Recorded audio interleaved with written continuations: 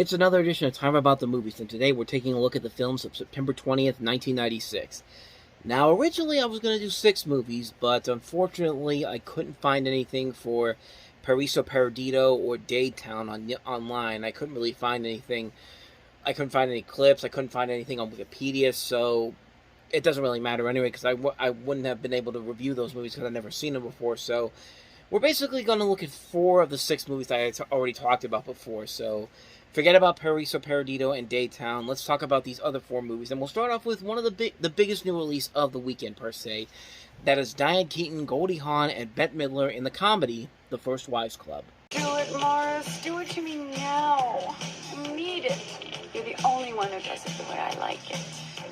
If I give you any more collagen, your lips are going to look like they got stuck in a pool drain. Morning, Marlon. Morning, Miss Elliott. Leave me alone. I'm very fragile right now. What is that fragrance? Mint Milano, Chips Ahoy? Melamars. Mom! Hi, sweetie. Oh, hi. You know you're in a gay bar? I know, honey. I know, and that's what's so great. There's just so many nice lesbians. Just everywhere you look, there's lesbians. What's the matter? Come on, at least you can tell me the cheekbones, the jawline. Did you just have a little bit of the full Ivana? Okay. All right, I have been freshened up a little bit. What do they do with the stuff they take off? You get to keep it? I gave Aaron a home. I washed the shorts, I ironed them, and I starched them. Oh, you did? Yeah, well, I mean, I supervised. Hello. What's the matter, Morty? Can't you buy her a whole dress? Elise, hi. I'm Phoebe. I've seen all your movies, and I want to be just like you. Only me. He brought her to my son's bar mitzvah.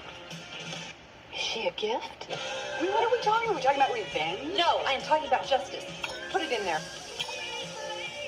Okay, First Wives Club, we'll come to order. Be afraid. Be very afraid. Don't you touch that. Drop it, you heat-seeking Come on, stop it. You don't own me. Don't try to change me in any way. This is about justice. Hello, Hello, sunshine. Wake up and smell the oil. Happy days. Bette Midler, Goldie Hawn, Diane Keaton. We're so 90s. We can help them rise, we can help them fall. The First Wives Club. Ladies, remember what? Don't get mad. Get everything.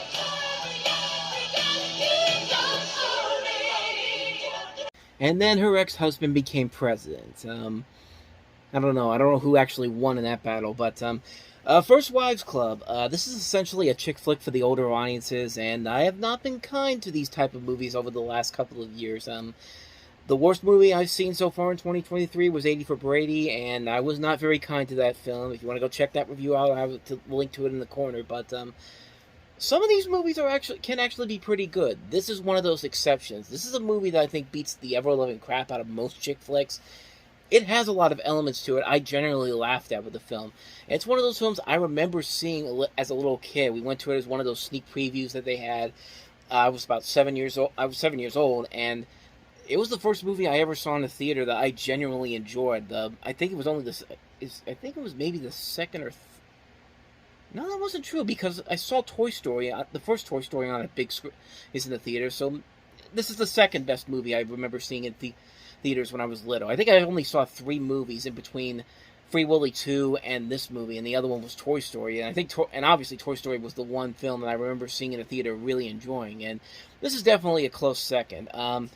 I recognize its many flaws. It is a very heavily flawed film in terms of the plot, the comedic set pieces, the jokes and plot come together. When they do come together, it is generally some really good fun. This pairing of Goldie Hawn, Diane Keaton, and Bette Midler are spot on. These 3 really do hold the movie together. You can believe they have a good relationship as friends because the performances are authentic and brilliantly handled. And you've got a really good cast in this movie, too. I mean, you see it in the trailer. You see Bronson Pinchot in there. You see Dan Hedaya, Sarah Jessica Parker, Elizabeth Berkley. I mean, there's a really solid cast in this movie, and they play their parts really well here. And they're roles that are very much given to them. it's interesting because they've kind of remade this movie almost 20 years later with The Other Woman with Cameron Diaz, Leslie Mann, and Kate Upton. It has kind of like the same kind of setup to it. It was pretty much seen as a ripoff for it, but I thought that movie overall was actually pretty fun too. It's nowhere near as good as this movie, but it could. But I think that movie actually is much better than I think a lot of people give it credit for. I know they've actually remade this into a TV series. I remember at one point TV Land was actually going to do it with Allison Hannigan, Megan Hilty, and Vanessa Lachey, but I think they ended up doing a black version of it with for BET, and now I can't remember who was actually in that show. It has Michelle Buteau, Jill Scott, and Ryan Michelle Bathy, and it's apparently still going on. They just had their third season last year, and it's still not canceled yet, but we don't know if it's going to be. Nobody knows if it's really going to come back or not. But I'm surprised it's still on the air, considering I never really heard about it. But the First Wives Club is aimed at mostly adult audiences. But here's one of the interesting things about this movie is that it got a PG rating, which usually when a PG rating is given to a movie of this caliber, it usually isn't that good. There have been some few exceptions here and there, and this is definitely one of the few exceptions. It's good fun to watch solely on the performances of these leading three alone. The cast is really good. The comedy overall is very well done. The script is very well written. It's a really good, fun, romantic comedy that is worth checking out. Even if you're not the biggest fan of these kind of chick flicks, you might actually enjoy it if you go into it with the right mindset. I really enjoyed the movie a whole lot, so that's The First Wives Club. Let's go ahead and take a look at our next movie, and that is Bruce Willis in the Western Last Man Standing.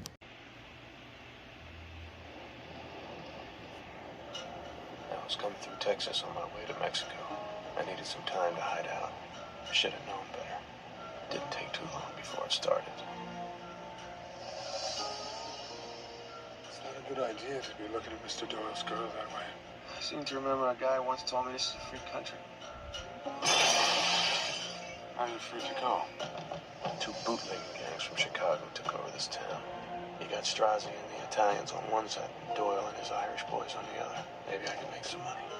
Well, you came to the right place, sir, because everybody here is making a lot of money. His name's Smith. At least that's what he says. Did you get that car of yours fixed yet? I was hoping maybe you could help me pay the damages. I guess maybe you'll have to kill me. It'll hurt if I do. How'd you like to kill Strati? I figure you for the kind of guy who goes to the highest bidder. $1,000, Mr. Doyle. Nobody's worth that much. Shot some of our guys. Yes, I did. Once you deserved it. Mr. Doyle thought you and him had a deal.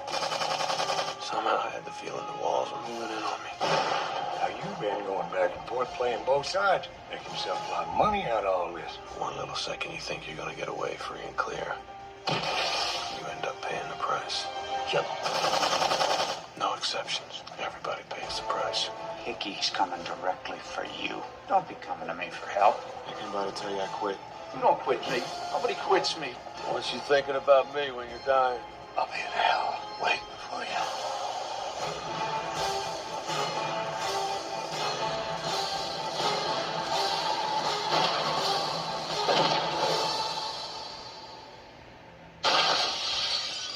Nothing personal. The pieces are definitely there. I mean, Bruce Willis, Christopher Walken, Bruce Dern. You also have Walter Hill writing and directing it. It's actually a Western remake of Akira Kurosawa's Yojimbo. The pieces are definitely there, but man, the execution is just...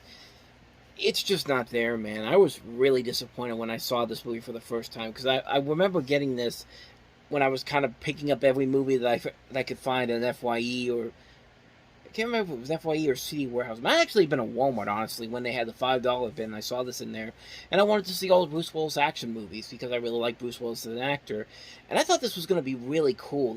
I thought this would have been a very interesting idea, but it just didn't really quite work out well. I mean, it's hard to listen to Bruce Willis in this movie because he's talking way too softly than he usually does here, and I think that's actually kind of one of the flaws to the film, is that the atmosphere isn't really all that strong, the writing isn't all that great, the monotone performance of Bruce Willis's character really doesn't fly very well. I mean, Christopher Walken's not even all that great in the movie, and usually if Christopher Walken's not even putting his effort into it, then you know something is off here. And it's Walter Hill. I mean, Walter Hill is a damn good director. He's made a ton of great movies. spanning all these different genres, and you think this would be something incredible considering it's a remake of a Kurosawa film, but it's just nothing. There's just nothing there. It's a lifeless film. It doesn't really have anything to make it work, and it's just really like, when you watch the film, it's just like, what happened here? Why isn't this working? And it's a shame, too, because the pieces are definitely there. There should be something that could be really enjoyable about this, but it just doesn't work very well. I think maybe the big problem with this is that combining the Western genre with a mafia film as well, a mob flick, I think that maybe was a little bit too much here. I think there could have been something maybe interesting if they had done another rewrite here, or allowed these actors to really emote and actually have some character to them. But there's just nothing there. It's a film that really was one of the biggest letdowns of my life. Like, I was really looking forward to seeing it just on the namesake alone, and it really let me down big time. It's a major disappointment. Last Man Standing, man. It's a disappointment. It's a big disappointment in my opinion. So, that's Last Man Standing. Let's go ahead and take a look at our next film, and that is Stanley Tucci and Tony Shalhoub in Big Night. Is this what I ordered? Yes, that is a risotto. It's a special recipe that my brother and I bring from Italy. But I get a side of spaghetti with this, right? Why? She likes starch. I don't know. Come on. There are no meatballs with the spaghetti? They were two brothers who came to America bearing Italy's greatest gift. To eat good food is to be close to God. I'm never sure what that means, but it's true anyway. They have a talent for cooking. No, wait. Now, all they need If you give people time, they learn. This is a restaurant, not a cooking school. is a recipe for success. If we don't receive your payment by the end of the month, we will foreclose. What do you mean? Their only hope is a plan. Louis Prima. Louis Prima is a friend of mine. I make a call. He's in town next week. You cook for him. Louis Prima is coming. He's not just some guy. He's famous. Their only obstacle Men, boys. is each other. My brother sometimes is too... I think yesterday I said that Oliver Platt is in this movie. He is not in this film. That's actually the next movie that Stanley Tucci would direct, The Imposters. That's the one that he's in. But like I said, Tony Shalhoub is in here. A pretty standard premise here. You've got two brothers from I think Italy. They're coming in. Two brothers who run an Italian restaurant in New Jersey, in 1950s New Jersey. They decide to their business isn't going well, so they get a plan to put on an evening of incredible food, and you have a cast that also includes some names like Mark Anthony, Minnie Driver, Ian Holm, Isabella Rossellini, Allison Janney is also in here. This is actually co-directed by Campbell Scott as well. And I remember liking this movie. I think it is a very nice, quiet film. Story-wise, it doesn't do anything too creative or too engaging, but the laughs I think in here really do carry the film, as well as the performances of these characters, specifically Tucci and Shalhoub. I think they work off each other really well here. And movie Food Man just really looks good in the right hands. This is a film that definitely shows off how good this food can really be. Like, even somebody who, like me, who wouldn't want to try half the stuff in here, I'd look at this and just like, man, that looks really good. I actually want to go to this place and actually try it. So, yeah, this is a nice little gem here. I don't think a lot of people really talk about it all that much, but it's a pretty good film. If you haven't seen it, I'd highly recommend checking it out. Big Night. I think it is a very good film. Definitely give it a shot. So, let's go ahead and take a look at our last movie. That's Anthony Hopkins in Surviving Picasso. That you would love me forever. Right before God. This fall, Academy Award winner Anthony Hopkins will be reunited with Merchant Ivory, producers of The Remains of the Day, Howard's End, and A Room with a View. I'm a man of deep feelings. You have no feelings. You know nothing about love. And join two-time Academy Award-winning producer David Wolper to bring you the story of Pablo Picasso, the greatest artist of the 20th century. Painting can never be finished. The day I finish a painting, that day I'm finished. A man whose passion for women And a perfectly straightforward character with all my cards on the table. was exceeded only by his desire to create. There are so many cards, and some of them are under the table, too. And his Basically kind of what you get there. Anthony Hopkins playing Pablo Picasso. It's done by Merchant Ivory, directed by James Ivory, produced by Ismail Merchant, and David O. Wolper of Roots fame. I mean, you pretty much get what you asked for here on that front there. As far as the movie itself goes, I don't really know anything about it because I have never seen the film. I know it's got Natasha McElhone. It's also got Julianne Moore in here, Diana Verona, Josh Ackland. Some notable names in here, and it doesn't look like it's a bad-looking film. It looks nice and all, but in terms of the critical reviews for this, I've actually seen it's not gotten too many good reviews for it, so... I mean, this was kind of in a lull for Merchant Ivory, because usually when their name comes up, it usually means high-quality stuff like it was in the early 90s, but this is kind of their sluggish point at this point here. I don't think they really had another substantial hit until 2003 with Les Divorce, which is still about, 7 years down the road here, but I don't know. I've never seen the film before. I mean, Anthony Hopkins usually can turn in a very good performance, but I don't think it's enough to carry this film overall, judging by what I see here with this trailer. So yeah, that's Surviving Picasso. So on that note, that wraps up another edition of Time About the Movies. I'll try to have these movies next time around if I can get the material for them. We have Extreme Measures, we have 2 Days in the Valley, Secrets and Lies, Curdled, Ed's Next Move, Somebody to Love, and The Lion King, the Al Hirschfeld story. So 7 films overall. The hope is that we'll have those films on the next episode, but you never know. But with that said, though, thank you very much for watching, and if you want to see more videos like this, please hit the playlist on the next page, check out the previous episode, and I'll see you guys tomorrow for another episode. So thank you very much for watching. I'll see you next time, and until then, as always, take care.